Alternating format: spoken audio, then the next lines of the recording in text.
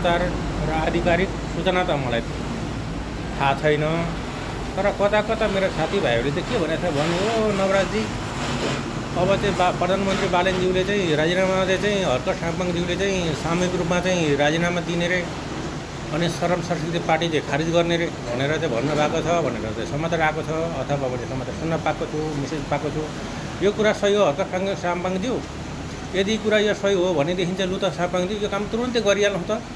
तपाईँको यो पार्टीले गर्दा तपाईँले धेरै गाली खानुभयो। अहिलेसम्म तपाईँलाई 2 करोड नेपाली जनताले तपाईँलाई गाली गरिरहेको छ। हरेक क्षेत्रमा हर भिडियोमा हेर्छु म, तपाईँलाई गाली नगरिने मान्छे नै छैनन्।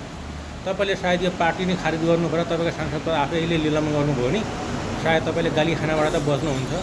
तपाईँ त पार्टी खोलेर त देश बनाउन आएको चाहिँ होइन कि तपाईँ त पार्टी खोलेर त गाली खाने जस्तो देखेँ मैले त।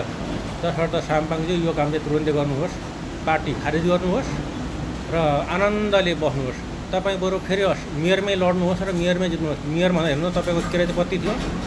तपाईँ जब सांसद बन्नुभयो नि तपाईँको किराय त पुरा 0 भयो।